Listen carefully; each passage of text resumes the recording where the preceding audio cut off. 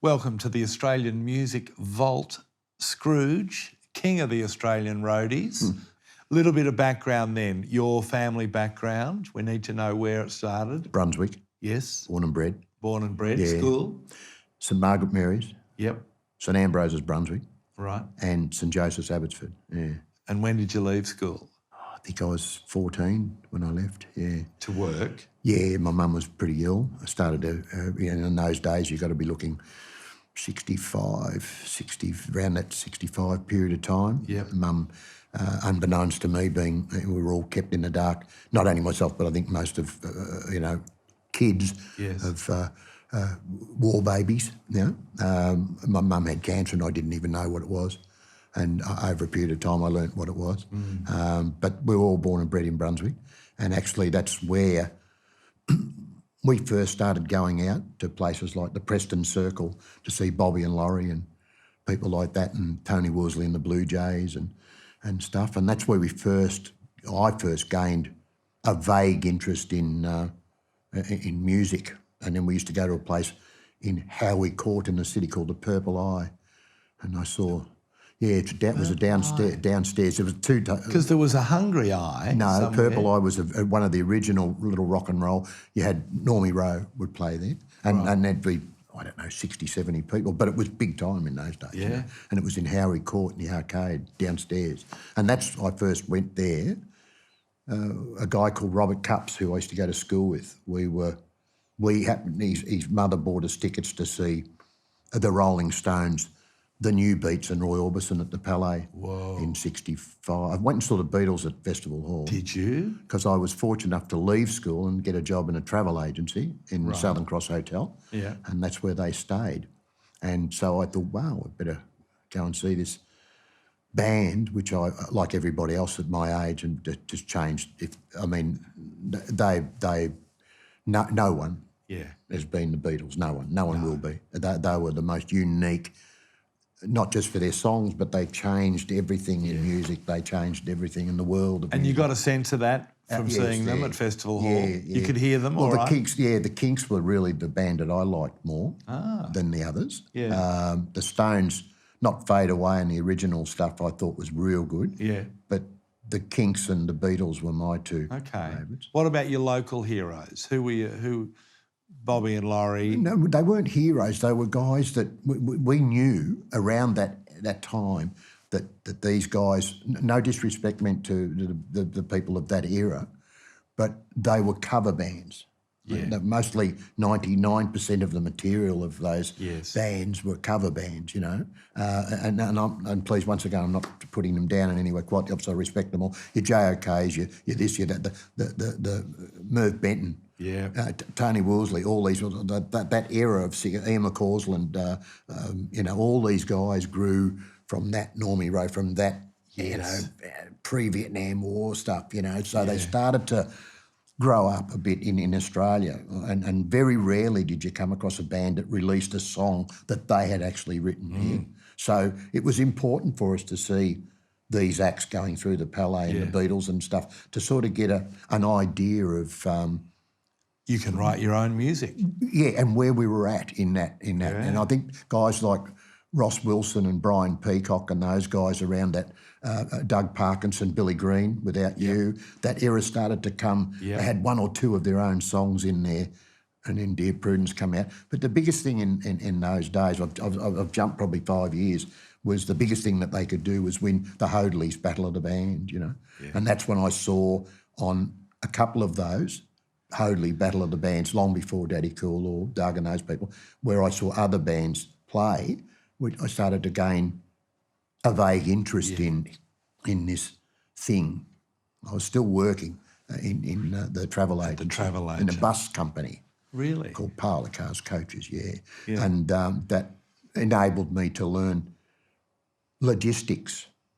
Okay, which I knew nothing about when I left school. So working for the bus, working for the travel agent, running bus tours...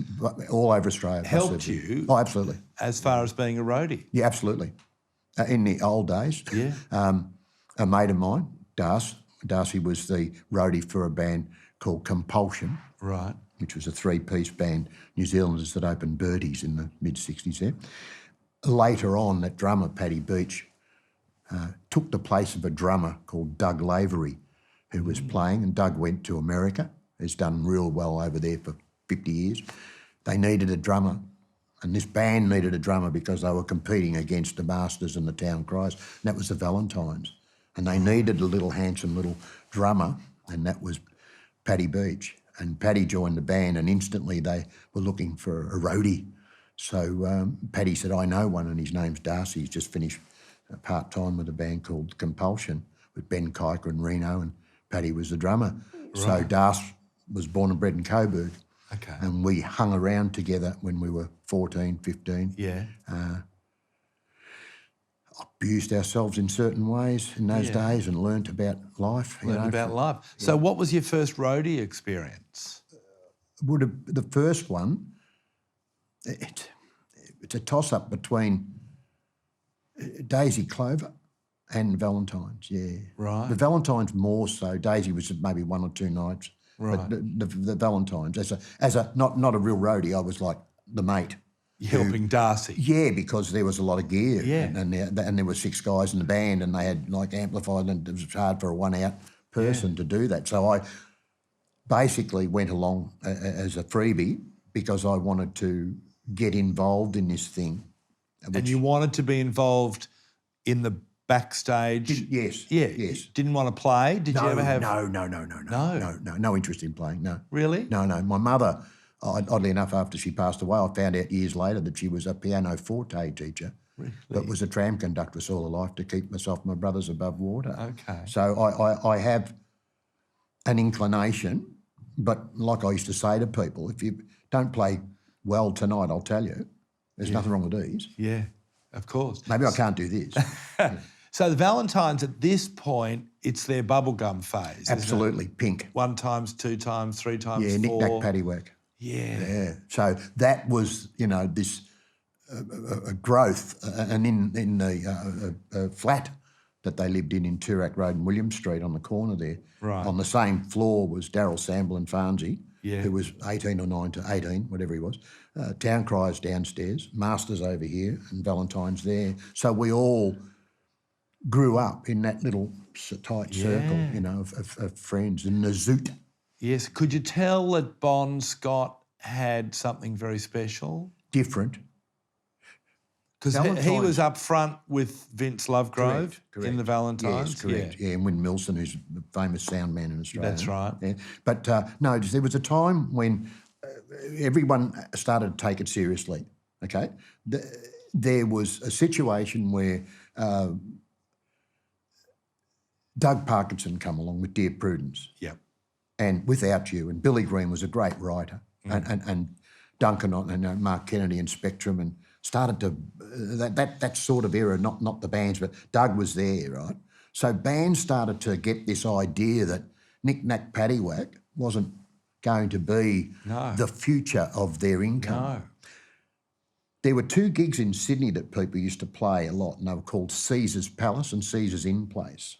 Right. The Valentines decided to go to Sydney to reinvent themselves. Das, my old mate, got a copy of Santana's first black and white album, with looked like a lion's head. It was actually 2 women. Yeah. You have a good look at the album. Yeah. Evil Ways and all those songs. Black Magic Woman. The Valentines went into rehearsal at Jan Juck, Torquay, and learnt those songs back to front and went to Sydney. Didn't wear pink anymore and become this new band. Was it gonna work? Wow. Well, and that was the whole change, a beginning of change in that bubblegum trip, if you want, for want of a better thing to say, that the teenage thing that we had. Yes.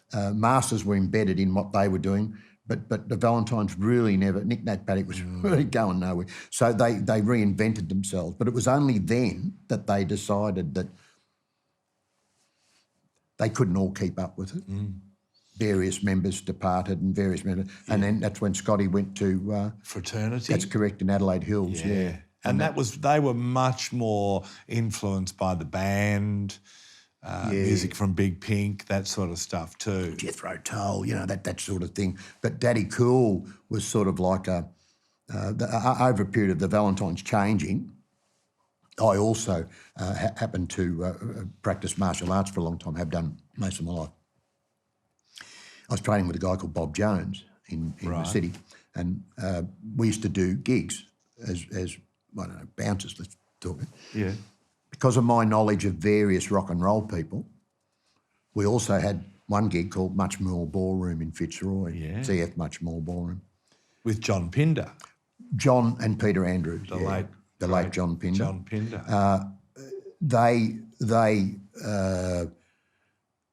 Bob asked me to work on the backstage door of the Much More Ballroom. And I went, oh, right, when do we saw you work, you know, Friday and Saturday night, whatever it was. Because you know the musicians that come in because you've been around, had this quite unique thing with rock and roll guys. Yeah. So I first met Gary and Wayne because Wayne used to smuggle his alcohol in and I'd catch him and say, it's all right, mate, what are you doing? And that was a band called Sons of the Vegetal Mother. That's right, with Ross Wilson. That's correct. And then there was the Palaco Brothers and the Sharks and all these bands that played there. And I got to know Ross and Gary and Wayne and Hannah and Hannah and Mr. Humble, you know, and I used to listen to him play at night and just sit there and go, what the hell's that guy? Yeah. He was amazing. And so you're doing any roadie work at this stage? Yeah, still part-time Valentine shit. Part-time Valentine. You didn't follow Bon Scott to No. That was Darce's gig, not mine. Yeah, fair enough. Darce decided at that time, having children and stuff, that he went and worked for another guy, another band called Healing Force. Right. Golden Miles. Yeah. That extended in after Healing Force split up to a band called Bulldog with Mick Rogers and Bob Dames. Right. And that would come from Procession because Mick Rogers was with them and went on to play with Manfred Mann and so on. And so you were there right at the start of Daddy Cool? Absolutely, yeah. Yeah, first gig I ever did, yeah. Really? Yeah. And you would, if someone said, well, what do you do, Scrooge? What would you say at that point? I'm a roadie. For Daddy Cool? Well, at that time, I had bought myself a Tams van, which is no bigger than that box there. Right. I knew that through Gary and Wayne that Ross was already rehearsing this band, which was a 4-piece rock and roll band. Yep. And he lived in a place called William Street near the railway line in South Yarra with his wife Pat. And Daniel hadn't been born at that stage, his first child. Yeah. And I heard on the grapevine, as we all did, that there was a position vacant for a roadie potentially for this new band. And everyone went, what, they play? And they went, oh, they play, you know, whatever, you know. Buddy Holly said, oh, they're shit, Scrooge, you know. And I went, no, I think they're good. Or, you know, I saw them, you know, rehearsing in it the other night. So I started getting the bug. Right. And my mother, who was then seriously ill, I said to her, I know it's going to freak you out, but I don't want to work in a travel agency anymore. I want to go and work as a roadie for a rock and roll band, and she nearly had kittens.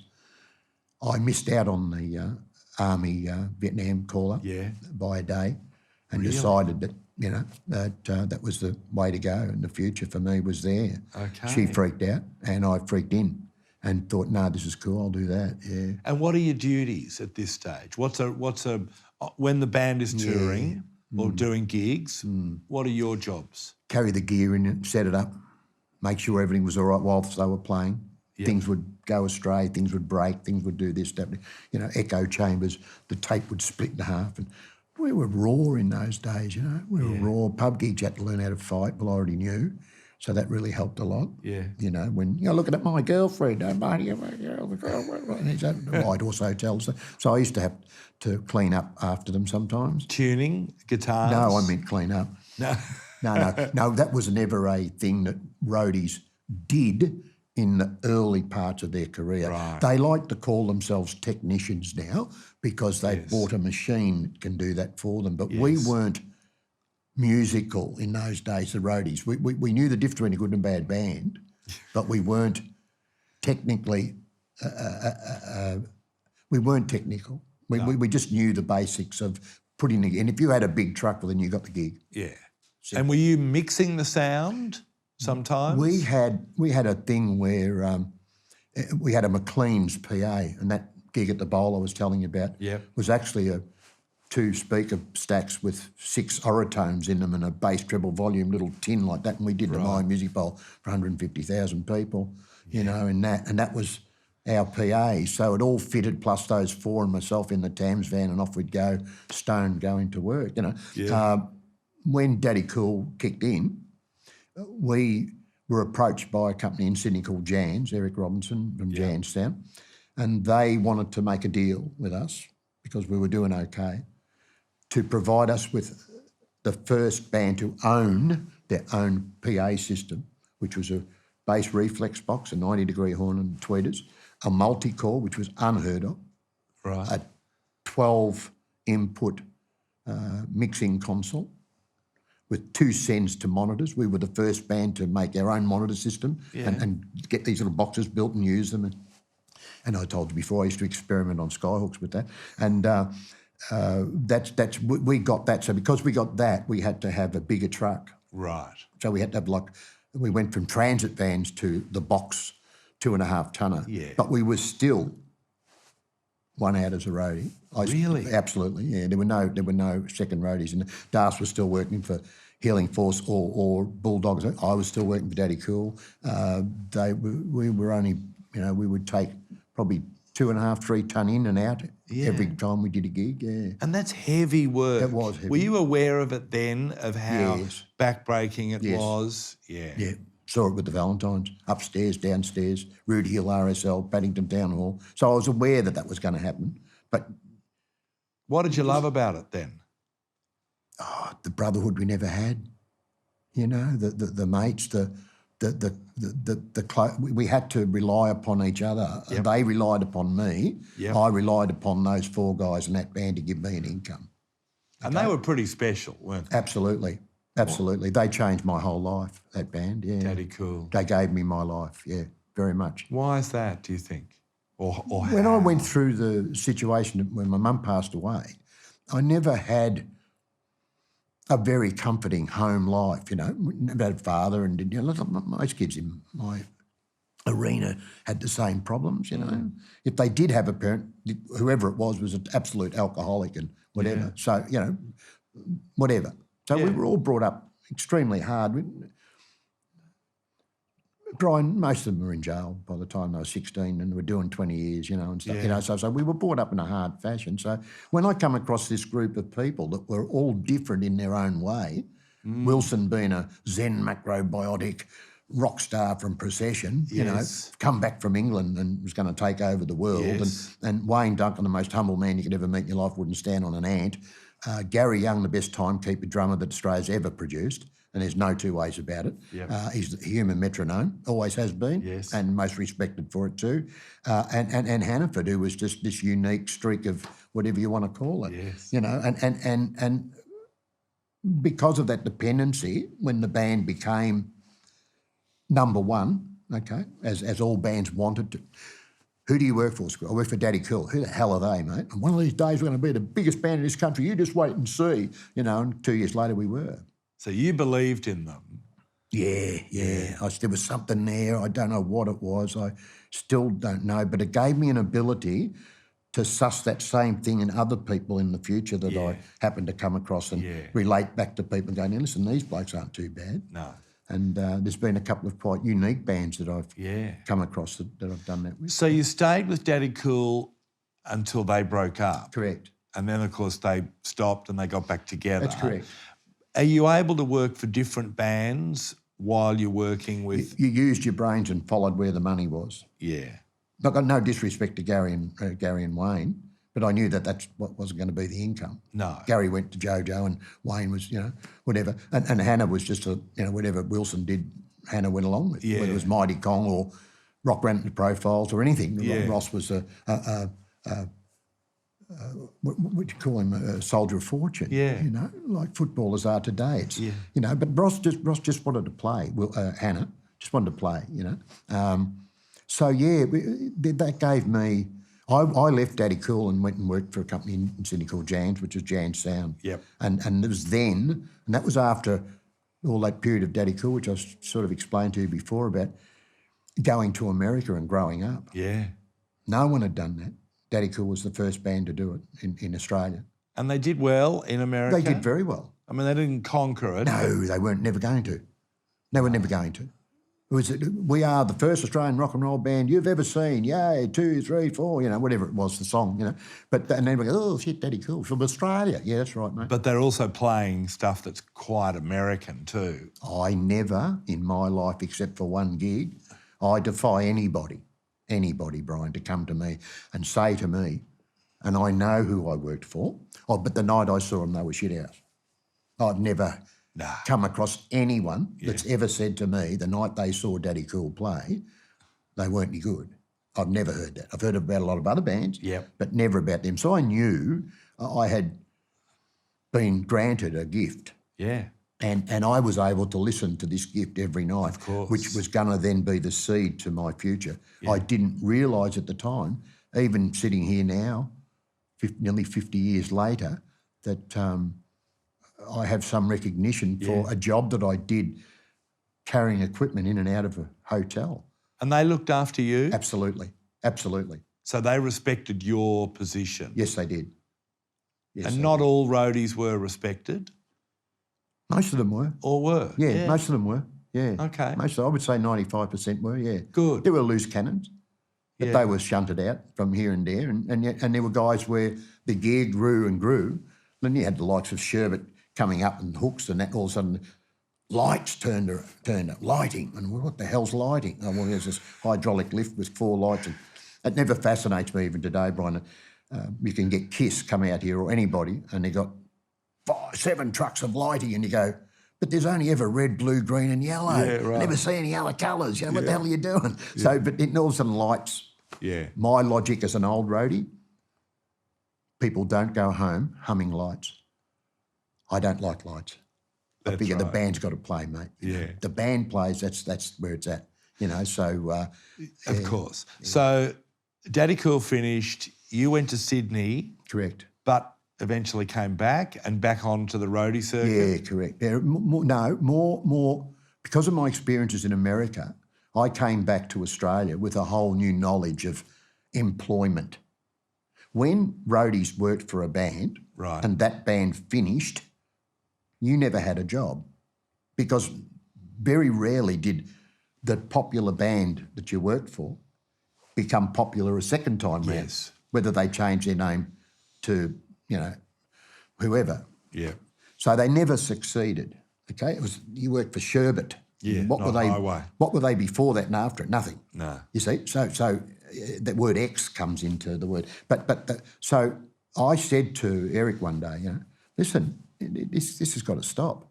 What do you mean? I said, there's life after roadie, mate. We can create a whole new world.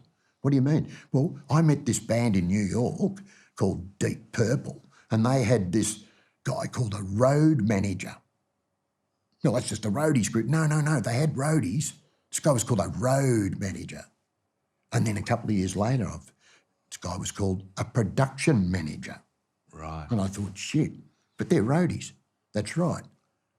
Well, how did they get that gig? Well, they said that I'm now the production manager. Yeah. Hence the term briefcase roadie started to exist. Right.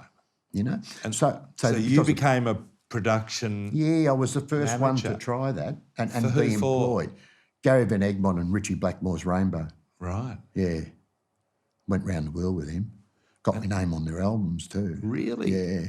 So that was the first time an Australian became a production manager, and I showed them there was life after roadie. Yep. Road manager. Yep. Tour manager. And production. not lifting, presumably, no, now. No, but you... Not running across the front of the stage. No, but you did it anyway because that was your blood. That was what you learnt. That's what you did. You didn't gain respect of the other critters around you if you didn't do the gig. Yeah, of course. No, but there were times you'd say, stand on your own 2 feet. No, listen, that's your gig now, not mine. Yeah. I'm doing this and this. I don't expect to be doing that. But if I'm free, I'll come and give you a hand. Yeah. But you made sure you were surrounded by guys that could do the gig without you. Yeah. So who else did you work for then in that way as a production manager or road manager? In Australia? Yeah. Probably LRB and there were whole lots of other people, Frank Zappa and different people. Really? Yeah. Like I said, Brian, I've been very fortunate in being able to obtain a reputation that succeeded in gaining a more of a reputation. Yes. I can remember being in New York and going to this club in Boston one night, and we drove to Boston. They said, "Oh, there's this band that you want to come and see, Scrooge." I said, "Good band." I said, "What is it?" They said, "Oh, it's a little 4-piece, 5-piece band playing in this little club called Paul's Mall."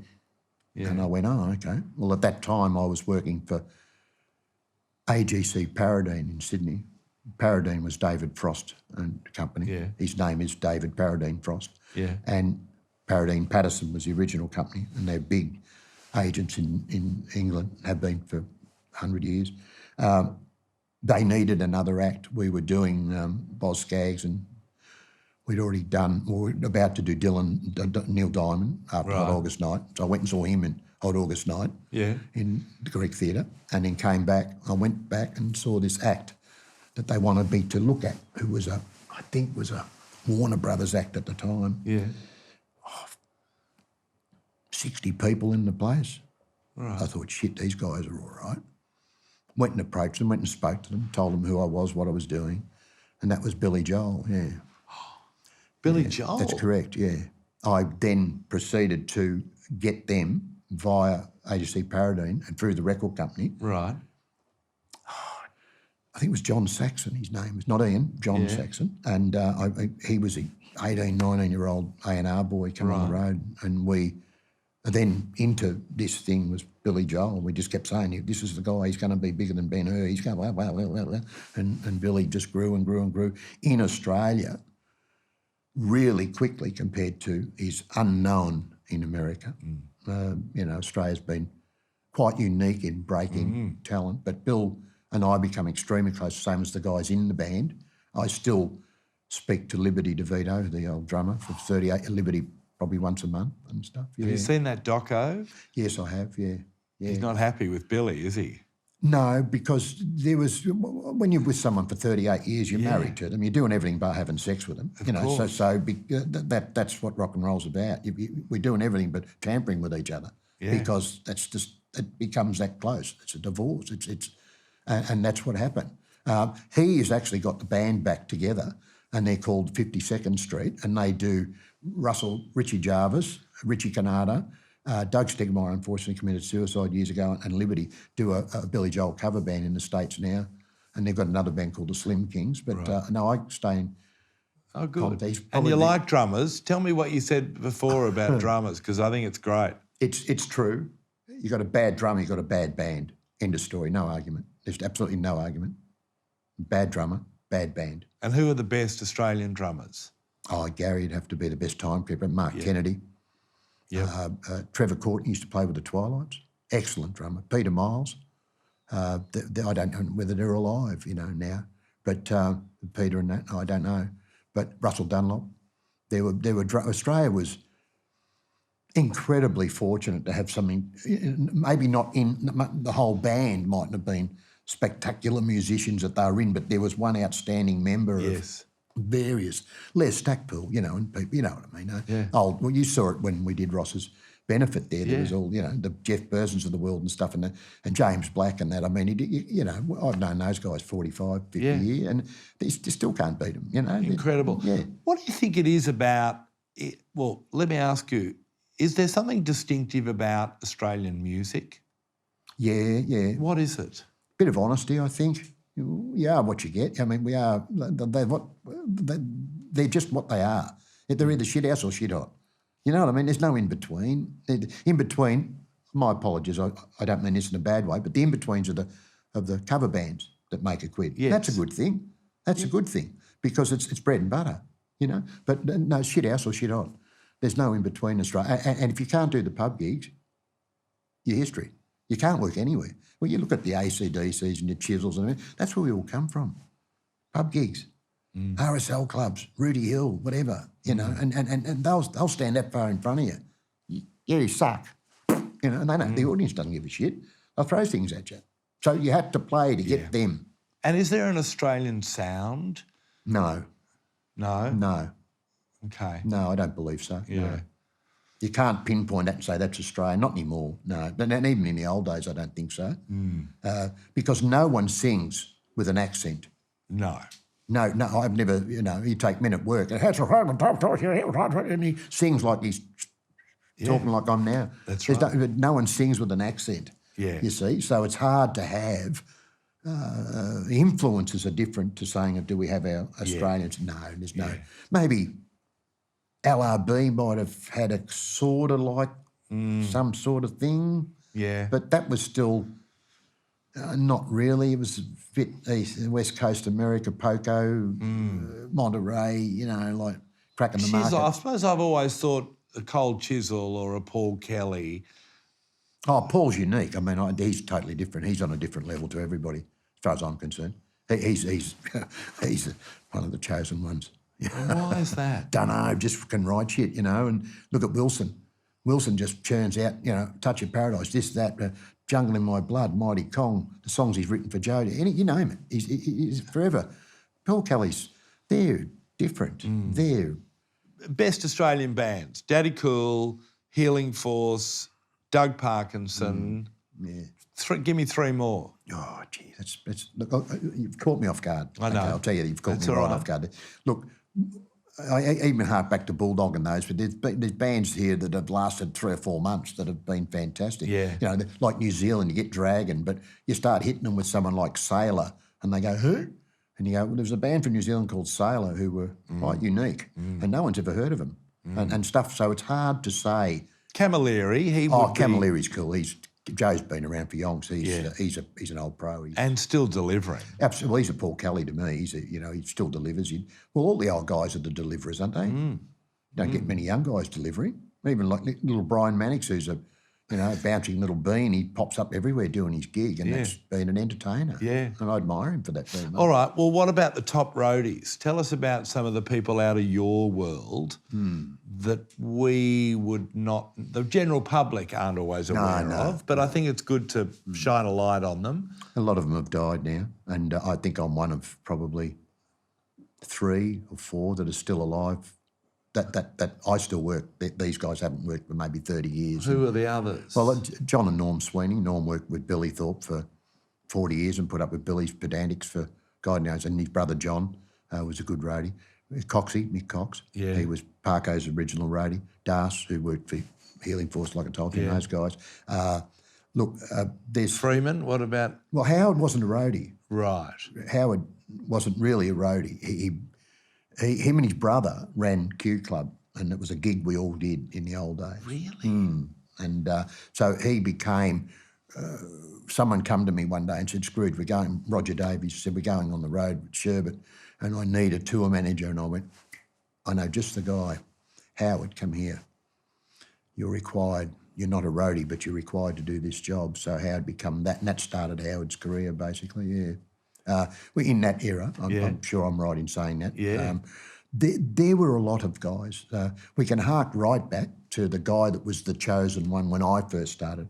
His name was Peter Murphy, 6'2", powerful shoulders, granny T-shirts, the pink tie-dyed with the 3 buttons at the top, and he was an extremely handsome man and long black, and we all wanted to be him because he got all the babes, and he didn't have to do anything. He'd just stand there and the chicks were... And we all wanted, but we're all midgets, so we lost. And is he still with us? No, I don't think so. It's a long time ago, But a lot of the, unfortunately, I'm trying to rack my brain right now. Well, I wanted to talk about this idea of the longevity of being a roadie, because it's a tough life, and sadly, a lot of them have taken their lives. Absolutely. And why do you think that is? Because they've worked in a situation where they've reached a position of notoriety or experience or whatever, including musicians, who've reached a pinnacle somewhere in their life, and this will never be beaten. And we go, oh, wow, I'm fantastic. And all of a sudden, they're unemployed. Why? Well, the band split up. Or the band doesn't want you anymore. You're out. And you might be the guitarist, the drummer, or whatever. And you and I both know that over the last few years, a lot of them have taken their own lives, stupidity, that they won't pick up a phone and talk to somebody and go, listen, I'm having a real dark day. Well, we got a brotherhood or not? No, we don't. It's time we did. So the Roadie Association was formed, and I think since then there hasn't been one in the last 18 months that's taken themselves out. But before that, they were going off like flies. A close friend of you and mine too, you know, and it broke my heart. I went, what the hell? You're going to Albert Hall next week, son. It couldn't have, what was wrong? So something was wrong, okay? To think that he couldn't do that or they couldn't do that. So yes. It's a hard life. I mean, you've got to understand the amount of, I say this quite openly, I'm too old to be mucked around with, the amount of drugs we took. We've got our own colour. It's called roadie grey. Beautiful colour. You knew you took enough powder when someone, geez, you're looking good, you're grey. Yeah, you know, it was a gig, speed, drive, gig, speed, drive, gig, speed, overnight, gig, speed. That's all it was about. And I say openly, because of my age, my children have grown up, I probably took more powder than just about anybody I know. But you survived. Only just. Over the last probably 8 years, I haven't touched anything. Yeah. So I was still doing it at 62. And how did you stop? I just stopped because my marriage broke up and I wanted to see my children, and I kept using that because I thought that's what I had to use to work for 32 hours straight, 3-4 times a week, which I learnt to do without it. And it took a long time because I come from a drug-dependent era of rock and roll where you weren't patted on the back for the amount of drugs you used, but we all used them. And it was part of the lifestyle. Absolutely. It was part of the culture. Absolutely. We weren't alcoholics. We were druggies. We couldn't work pissed. You could work speeding off your tits. Yeah. Well, yeah, that's... Yeah, the musicians can do what they like. Yeah. But the roadies, no. Yeah. You're not allowed at all, not allowed at all. They're frowned upon. Frowned upon. Drugs, yep, different. Tell us about Sunbury, your involvement at Sunbury. Michael Gadinsky was the stage manager. He had his name on stage manager. That's because he ran, Consolidated Rock and booked all the bands and shit. But I was working for Jams. But Michael and I shared the stage. Because no one used to take much notice of Michael, but Scrooge would yell and they'd all jump, So it was all different in those days. A bit of a toughie I was. So and organised, extremely organised. So Sunbury was. Just a unique Australian adventure, the likes of Paul Hogan being dragged out from underneath the stage going, listen, shove this joint in your mouth, mate, it'll all be good. Just get up on that stage and say something funny. Oh, I'm shitting myself. And J.O.K. coming out and flooring everybody and stuff. And then your rock and roll band, And then I don't know, Michael may hinge on, I don't know, but there was a band called Mackenzie Theory. And there was a funny incident that occurred this night where this guy was going to blow us all up, and Michael and I were clutching each other like two of those little koalas on a car aerial, like that, and we're clutching ourselves. And then the guy said, I've got this stick of dynamite, I'll blow you. Oh, shit, Michael's pushing me, go, Scrooge, get rid of that. Little things that occurred was just weird, Sunbury was good. Wentz with Daddy Cool. First gig we did in New York was Madison Square Gardens with Fleetwood Mac. 10 years after Daddy Cool and Deep Purple. Wow. 1971, I think it was. They looked at us and went, you're nothing, piss off. We did a couple of gigs, Virginia, Queen Mary University. One night, there was a problem in the audience where some drunken idiot in the uni stumbled across the back of the mixing console. In those days, they were this bigger, and pulled the cannons out and stuff, and, the band couldn't play. So Americans were very into rioting at gigs if things didn't go their way. So the audience would just riot, jump on the stage, smash all the gear. Absolutely. Really? So they did at this particular incident. Deep Purple were playing. We'd already finished. Right. So Fleetwood Mac, they did their 40 or 30 minutes, they pissed off, and next thing, bang, all the PA was gone, and Deep Purple, we can't play, and blah, blah, blah. So, shit. And all of a sudden, Bob and Colin, who I think Colin still works for, his managers, Deep Purple now, after 50 years now, they were in real strife, So me being me at the time and being very physically adept to violence, and loved it sometimes too. And I know by looking at me now, you probably said, no, how could that be possible? But it's true. So I proceeded to get into the physical altercations with these people and start putting them on their bums and stuff. And all of a sudden, these guys from Deep Purple went, shit, whoa, who's this guy? And I've gone, right, I'm here to help you.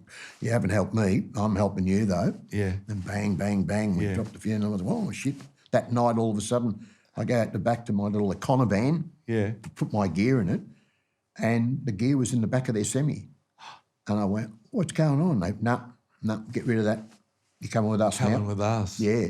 So a year went by. Deep Purple were on at Sunbury. I think it's the most notorious story of all, how Deep Purple had come in the day before and set up all their own gear and pulled it all forward, put big black things over it and wouldn't let anyone touch it. So every other band had that much on it. Yeah. And there was a big thing about it, and they were all up in arm, everybody, and it was becoming violent, to the point of violence.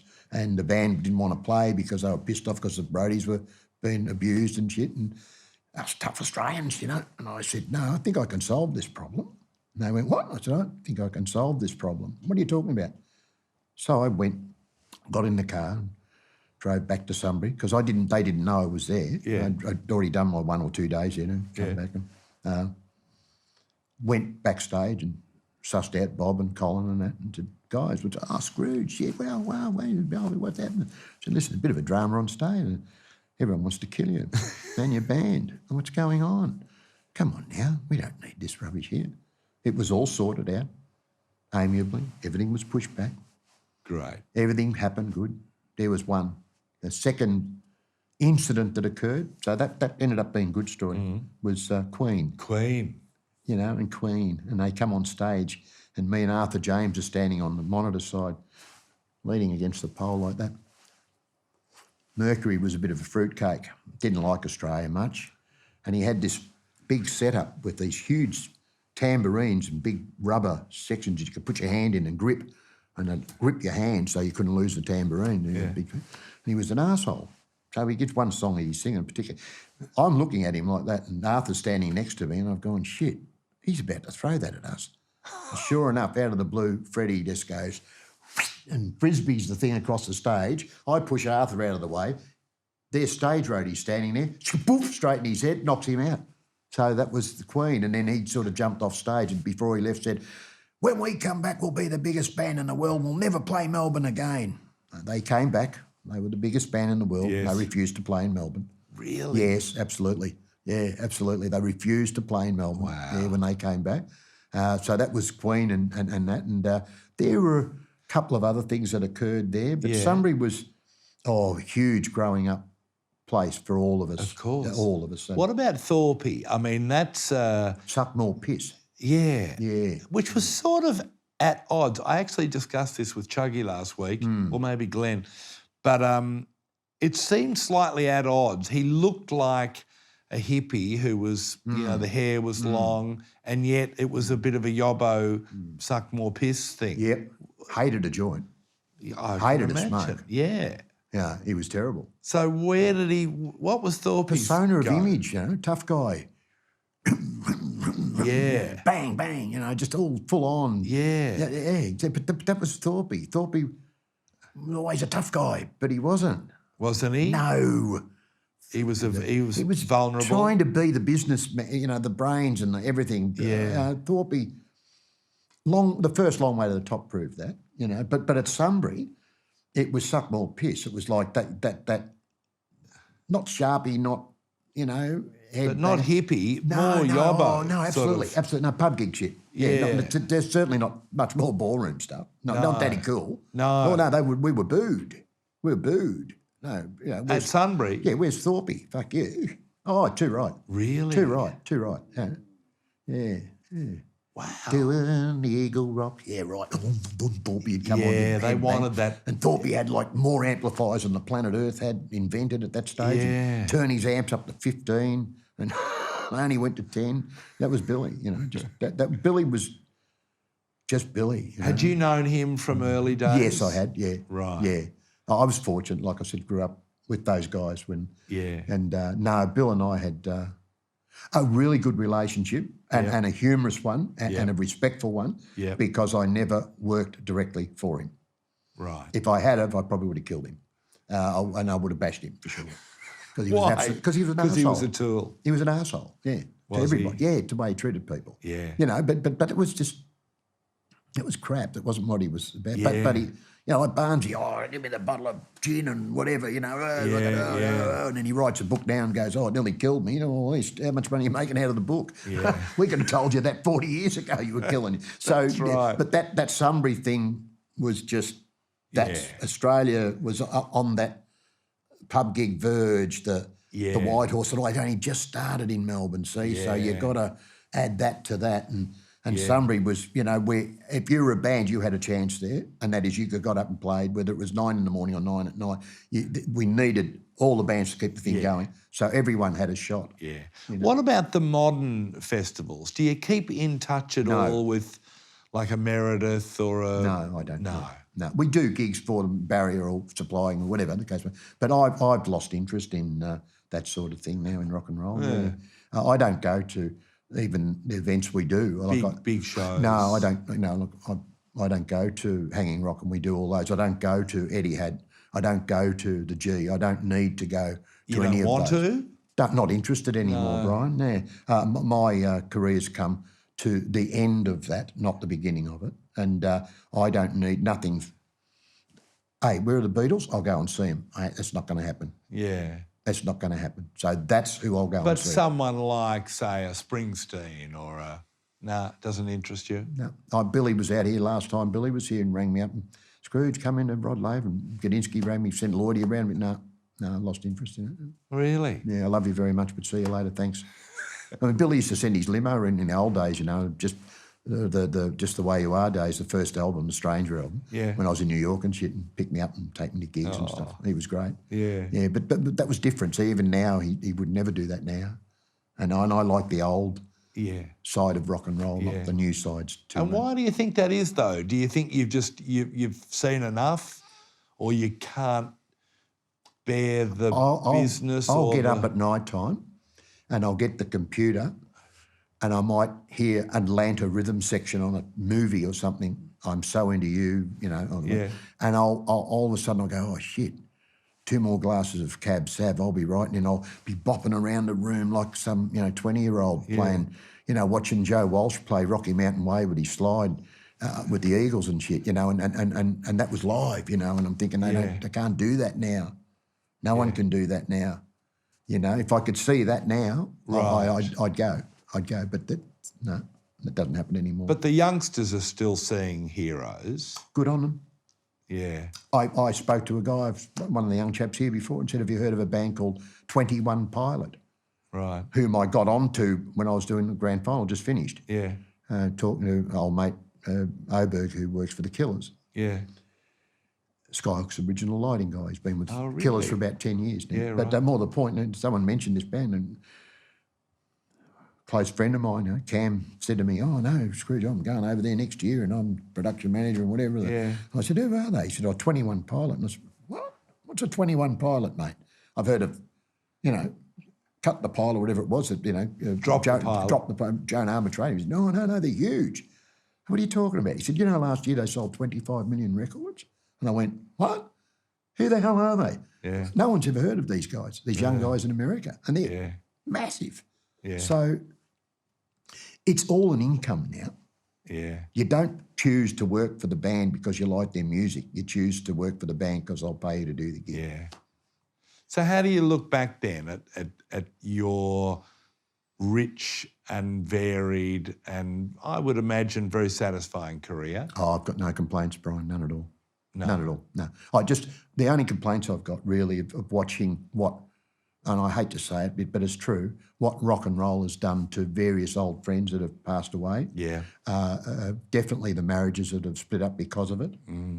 That's hurtful because a lot of people I still see and know well, I've known for over 50 years that are musicians and shit all around the world and stuff that you can still have this sort of a conversation with.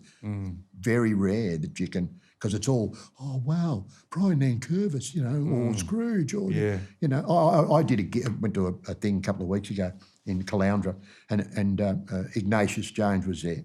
Yeah. And he's a pain in the bum at the best of times, don't like the man. But anyway, more to the point, at the end of the night I'm on the bus and I said to one of the blokes with me, watch this. Hey. And he goes, yes. And I said, Ignatius, you wouldn't remember me, but I saved your life one night when you were thrown into a road case after abusing the Hells Angels at Broadford. And he went, oh, really? And who would you be? And I said, my name's Scrooge. And he went, like Scrooge, like the Scrooge, right? Scrooge, right? Scrooge. And I went, that's right, Iggy, so it's all good, mate. I just want to say hello. Oh, no, it's all good. So you get that moment, but hang on, I'm not letting this moment pass. He was thrown into a road case Oh, absolutely. Yeah. by Hell's Angels. Because he abused everyone on stage at Broadford. One of the first Broadfords ever, Jimmy and the boys, yeah. I mean, I can't say what he said here. Yeah, but that's all right. He Totally abused abusive. them. Totally abusive. And they even saved his life. And he was abusing them too. They stuffed him in a road case, put some holes in it. That's going back early, piece. Yeah, that, right. But no, No regrets? Oh, no. Like I say, only regret was that maybe, like I say, it just affected my whole life. Then passing my mother, I was just at the point where I could have gone, Mum, guess what? I'll buy you a house. And I work it, and I could have paid for that. Because homes in those days where I lived in Brighton, where I've been a Brunswick boy, rented, they wanted to sell me this place for $23,000 in 1973. Really? Oh, God, he knows how much they'd have sold it for now, probably 8 or 10 million. Yeah. And just around the corner from me and McCausland's house and Garden Vale. But, look, I can only say thanks for what I've been given. It's a gift that I've been given. And I don't know. I'm extremely grateful for a life of 50 years in this business where I've survived on a phone call and I still get respect from people and I still don't know what for. I go, Scrooge, and I go, yeah, what was I supposed to be good at? You know, I don't know. Yeah. I don't know. But I've kept a subtle image going for all that time and tried to be as humorous as I can be and outstandingly funny sometimes. Absolutely. And the musicians that I work with, the James Blacks and the Peter Luscombs and the Paul Kellys, they know you and they I appreciate that very much. I say from that, I was given a gift in the golden era of music in Australia and I was fortunate enough to keep that respect going for 50 years, Brian. So I appreciate what you've been asking me today very much. Beautiful. Very much. Thank you. No, thank you.